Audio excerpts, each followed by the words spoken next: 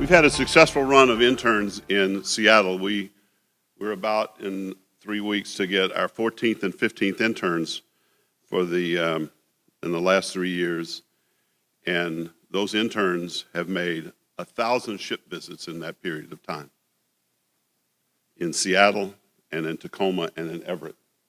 And it was born really from a conversation that I had with Andrew Wright, who should get a tremendous credit for what we've done. We had our first intern, young Jake Pass, who some of you may have met in his travels around, but he's now the chaplain on the Humber in England, and he was with us for 18 months. He actually lived at our house for that time. So he was an 18-year-old intern when he showed up, and we refer to him fondly as Jake the Boy Wonder. But to be successful with interns, you have to be deliberate. So for us, where your treasure is, there your heart will be also. And I have my own golden rule. Do unto others as you'd have them do unto your children and grandchildren. I think that's a perspective that is pretty useful. But when you talk about interns, one of the things we have to think about is that the people in this room are all old, if we're in a leadership position, and our interns are the age of our children and grandchildren. So we need to think about that very specifically. So in 2010, I retired from a business career in the building products business. I was actually forced to retire because in the building products world, you all know that it died in 2008. So I became a volunteer at the mission to Seafarers in Seattle, which was a failing mission. And we were joined by a failing Catholic mission and a Lutheran mission that had just closed. So we were $28,000 in debt. We hadn't paid our executive director in 3 years. We didn't have working vans or computers, and we weren't doing much in the ship visiting world. And the Apostleship of the Sea there was operating and functioning, but their priest was older and their center was not in the right place. So I met with the leadership of the Catholic and Lutheran churches, and they said to me, we need to rebuild this ministry. We need to get back on our feet. We need to be relevant in the community, and we need to be sustainable. In my business career, I was sort of a turnaround person, and nobody ever hired me and said, Ken, we're going to pay you a lot of money to run something that's going great. It was always, Ken, we got a problem. We need to get it fixed, and we need to keep it fixed. We need to keep it fixed. So we sat down and looked at our organization, and we said, what's wrong? Well, it was too old.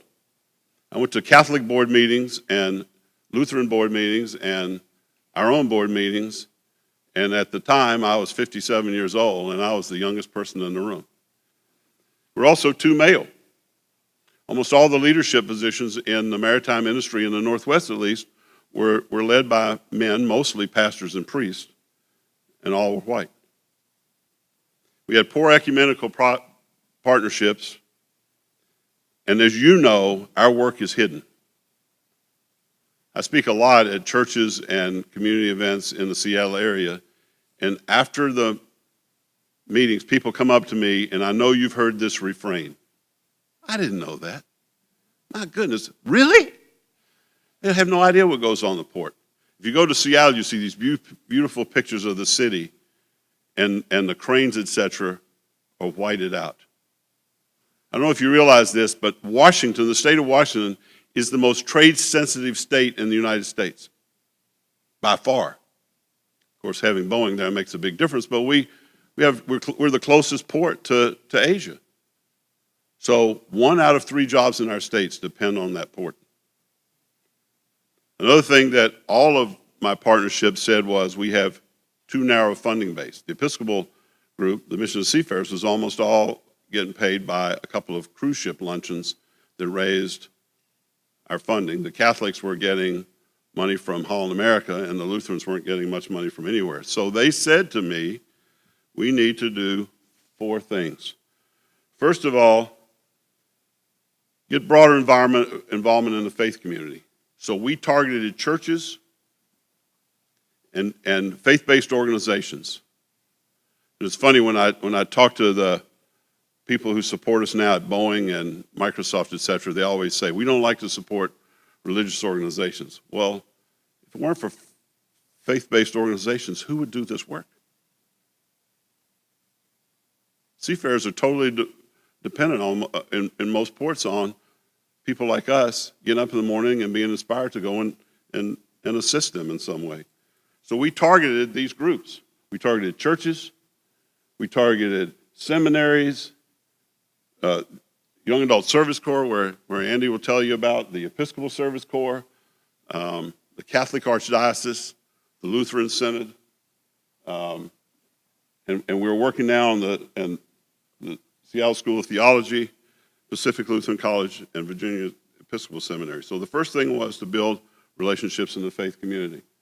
The second was to find funding sources and volunteers from industry. So we did that. We went to these groups. A big source for us, by the way, and if you don't know about them, is United Way has a day of giving, and where some organization, for us it's been 3 times Microsoft and once US Bank, sends 20 people down to spend the day. And by the way, most of those people, after they spend a day with us, write us a check. The third thing is to engage youth. So I have 7 board members, 5 are under 40. Of the top 12 people in our mission, 9 are under 40. We have youth events from 5 churches this year where we've had weekend sleepovers or a 1-week stay. And our youth program is really now centered around our ditty bags. That's how I got involved. I was sitting in church in 1994. We just moved to Seattle. My wife and I are there with our children. My daughter Elizabeth was 11, and my sons James, John, and Andrew. And by the way, if you name your kids after saints and you marry a saint, you'll get a good outcome. But the person who was running the mission at the time said, I need help with the ditty bag program. You guys all know what ditty bags are, the little Christmas gifts we give out. So he said, we need some help. So my wife elbowed me in the ribs and said, sweetheart, why don't you go and help them out? Well, that was not a question. So the boys and I went down. The first year we packed about 100, 150 ditty bags. There were 15 people there. Last November, we packed 3,000 ditty bags in 4 locations with 200 people, and 51 of them were kids. And we need to be good stewards of our resources. So interns. So these have been our interns. Jake Pass, who I mentioned already, funded by the Mission to Seafarers in London. Kim Spencer was self-funded. She was at Trinity Lutheran College. Christy Chapman from Southwest Seminary. She was a seminarian who spent a summer with us. She's now a canon at St. Mark's Cathedral, and she's a volunteer, and she does training for us. Hillary Zedlitz and John Pusick were from the Episcopal Service Corps. They work for us. So the first, Jake was here for 18 months. Kim and Christy were here for the summer. Hillary and John were from the Episcopal Service Corps, and they were here from September through June. They were funded by the Mission to Seafarers International. Peter Lamb, a young man from a port program for disadvantaged kids. And this made us a poster boy for this program, and it has been enormously successful in raising our profile at the port. Peter's family is Chinese from Vietnam and Hong Kong, and he was so shy he could hardly speak to us when he came. And he was telling us he really wanted to go to college at the University of Washington and go to work for Microsoft.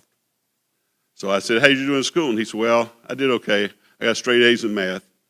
I got a perfect score on the SAT and a perfect score on the Maths Advanced Placement. And he said, I don't know how to apply to college. So we helped him apply, and this fall, in a few weeks, he's going to go to the University of Washington honors program and get paid to go to school. Dylan O'Connor, who was here last year, some of you know him. He was our NAMA intern. He went to work for a nonprofit, and he will be ending that in December. And Luca, you met him before, and he is going to get in touch with you because he'd like to be an ITF inspector. Karen Reynolds and Andy Rogers were from the Episcopal Service Corps, and Karen is going to seminary. In fact, we have 4 young people who went through seminary sooner or later. Andy Rogers is in discernment, which really means he's working at a bar someplace because he hadn't decided what to do. From that same group we had, from Peter Lamb, we have Danny and Mariella, who are from the city of Seattle, funded again by them, and the port program. And again, that raises our profile considerably. We have Patrick and Jack here. You guys have met them. From the University of Washington is where Dylan is from. So you say, why do you have these interns? Well, you can read the stuff for yourself, but the pace of play really increases when you have interns.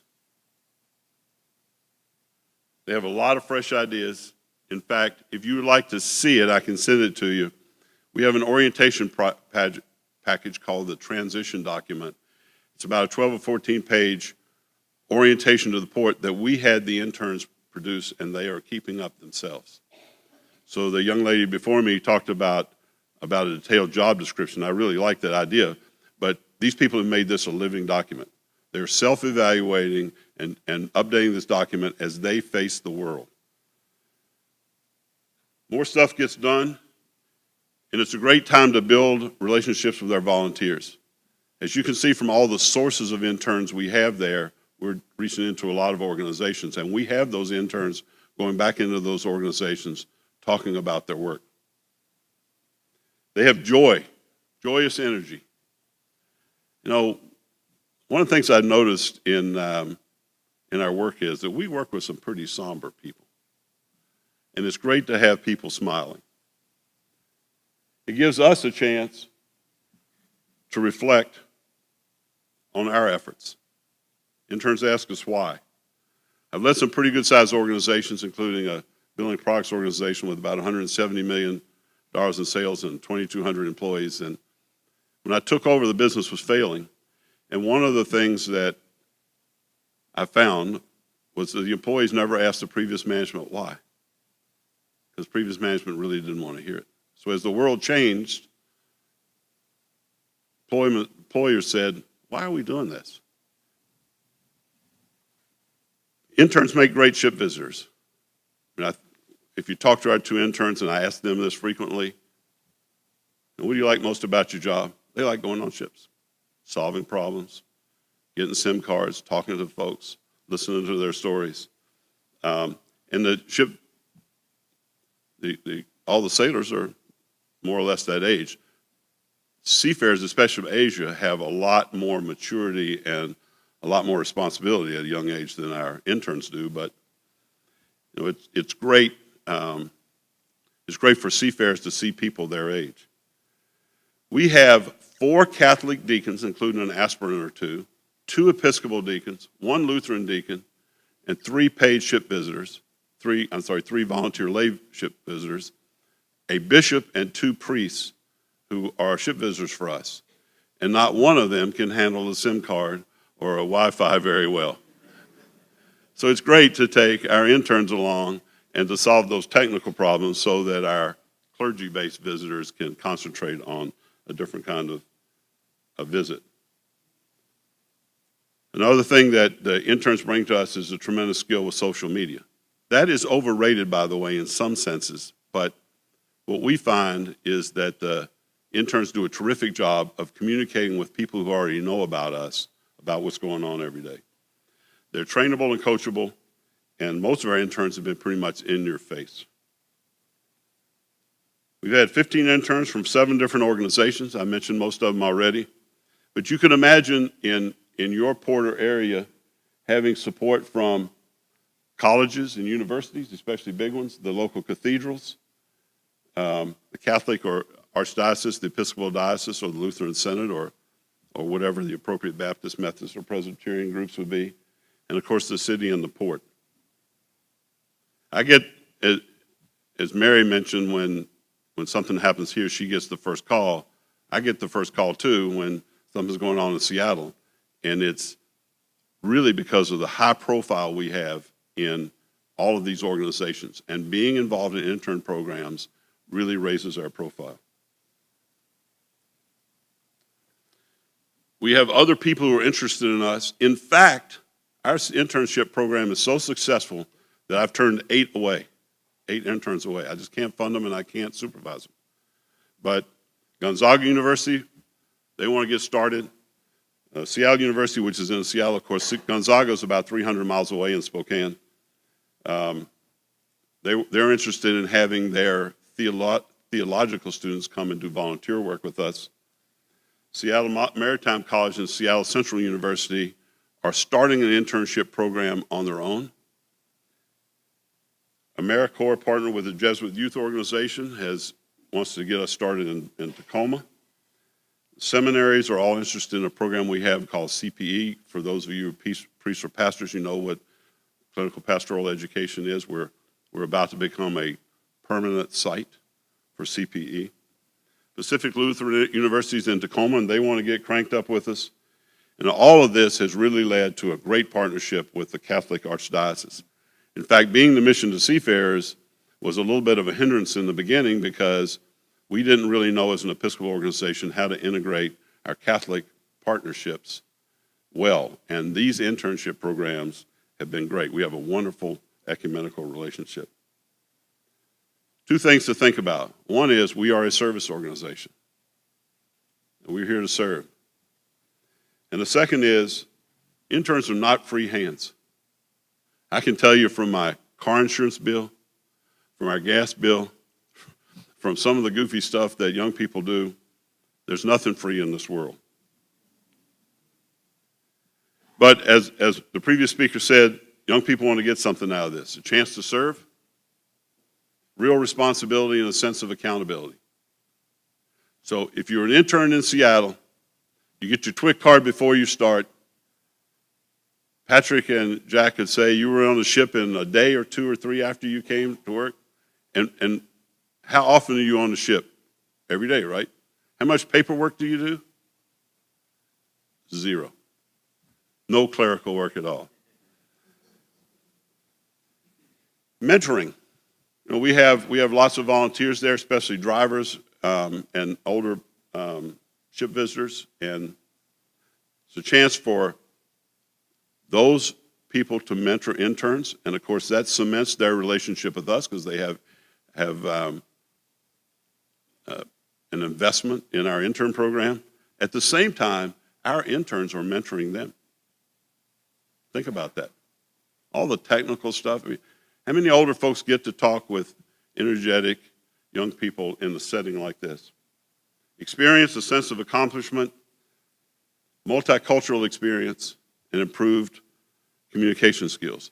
All three of our Port of Seattle interns have told us that they really want to get skills in engaging with the community because most people from challenged economic circumstances don't get to spend their time in a kind of environment we have, especially a multicultural environment.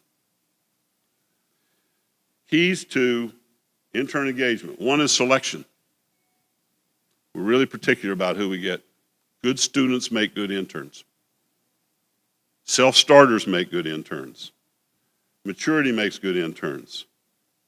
Orientation. Again, we pair them with deacons and other folks to do their ship visiting.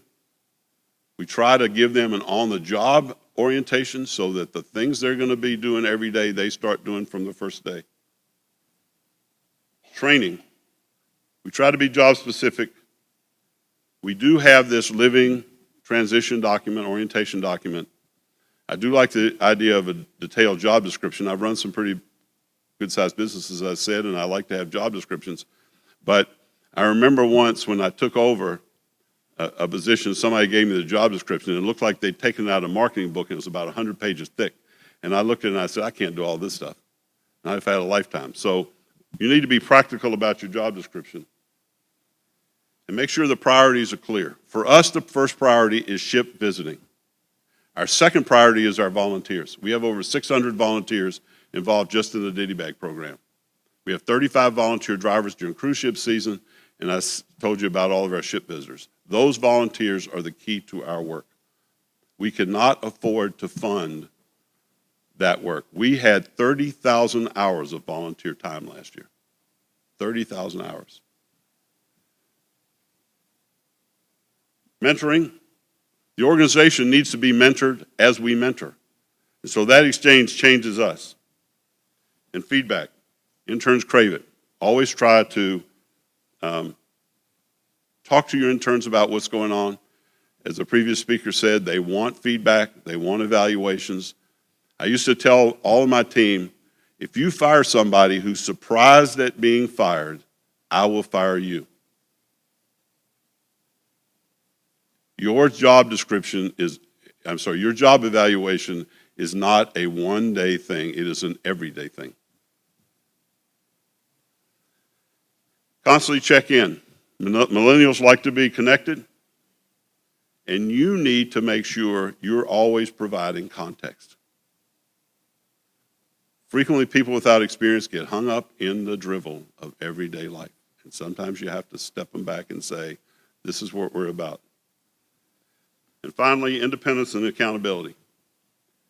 You can't hover over them and make them do stuff and direct them all the time and then expect them to grow. Some things are not negotiable. Personal safety. One of the things that interns really struggle with is being in a multicultural environment. We've had 5 women interns. And the only time I've had an issue was with guards and labor union guys in the port. Seafarers are all really fantastic. So we have to make sure that they are protected.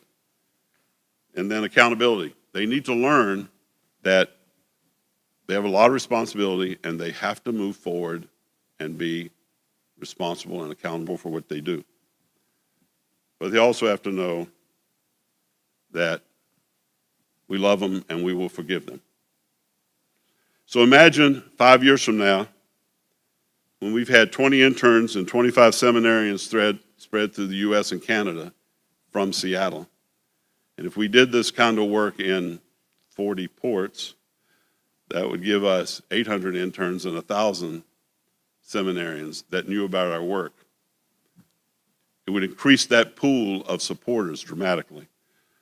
So we have to play the long game, and we're thinking about this 5 years from now. In 5 years, in Tacoma, Everett, Seattle, and Vancouver, Washington, and in Oakland, I would like to have our missions be crucibles of learning, and everybody in every responsible position would be either a seminarian or an intern or a high-level volunteer in service of learning.